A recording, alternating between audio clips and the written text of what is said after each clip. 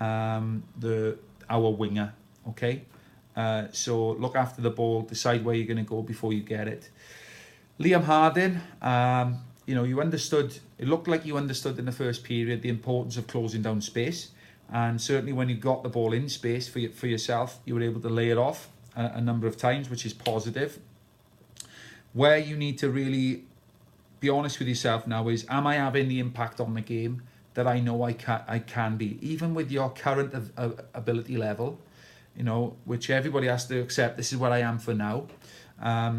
Could you impact the game more by not only closing down, but actually going in and winning the ball? Is there something stopping you from doing that? And actually getting on the ball more often by being more purposeful with your runs. With a lot of cajoling, a lot of encouragement, you did start to make some runs in behind when the fullback was coming forward, diagonal runs. But in the advanced groups, we're expecting for you to start doing this now without having to be reminded all the time. Okay, and just generally, we want to see you impacting the game. And I got a challenge for you, Liam. Go to the dictionary and look up the word passive and look up the word proactive. Come back, tell us what each one means.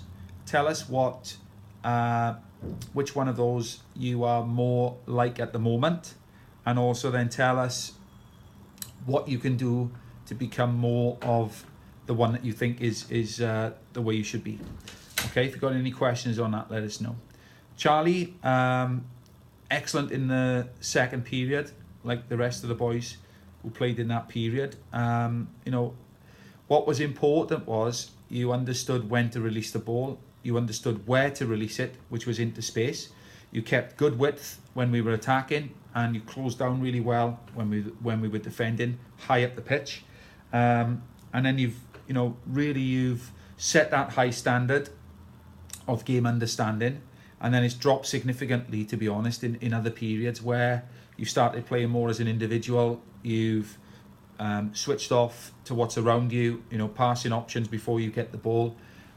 You were rewarded with great persistence and good individual play with an excellent goal. So your development, Charlie, as a player, with playing with more intelligence, is going to mirror how the team's going to develop. The more you can play with intelligence, the better we're going to do, and we're going to be able to stretch out these periods of dominance over a much longer period. Okay, so next on is Archie Hayden. Second period, excellent, closing down, stopping the opposition from playing out at the back, involved in some really good link-up play, lots of entries into their box. Where we need to improve now is, number one is, as we've spoken about in the past, you've got ability, you are creative, we've seen it time and time and again in training and on the camps. I feel you're a little bit hesitant inside the box, perhaps a little bit afraid of players coming in to stop you. The physicality, I'm not sure, but there seems to be some hesitancy in the box.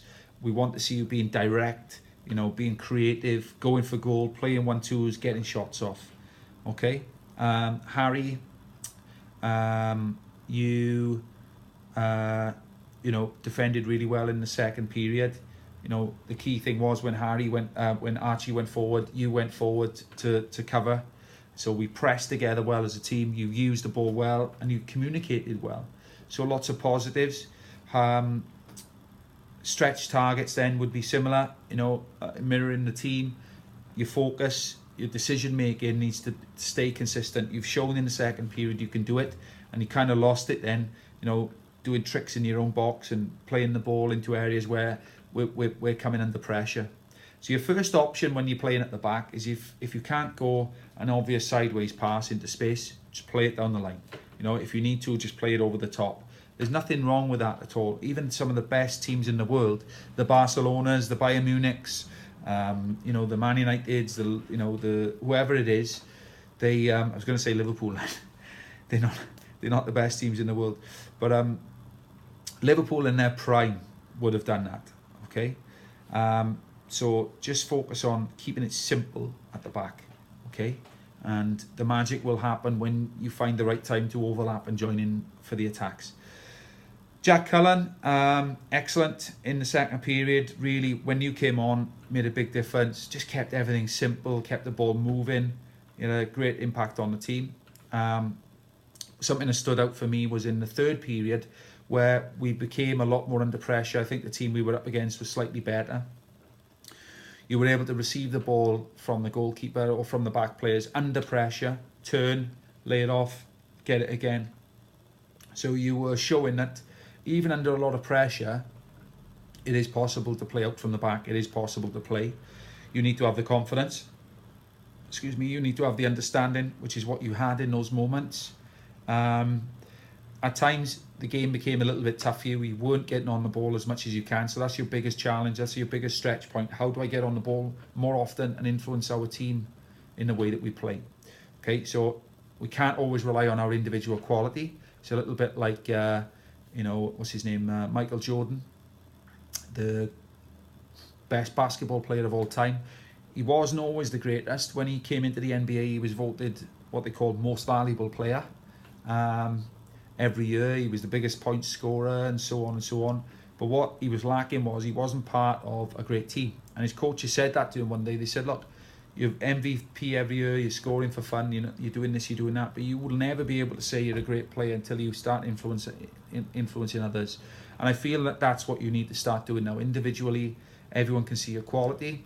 How do you influence the way we play? Number one, it's got to be talking. Okay, whether you're a big talker or not such a big talker, it's about influencing the way we play before it happens. So telling players where they need to play the ball before they get it. As you've released it to them, tell them where to go. Okay, talking more in the dressing room, talking more in the warm-up, because everybody respects you, Jack.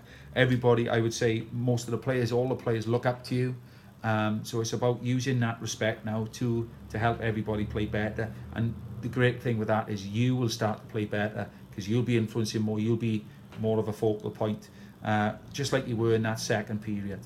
Okay, that's it. Well done, everybody. Let's keep moving forward. We're going to be setting higher and higher standards. Just to sum up, we can do it for one period. We have to be able to do it now for long.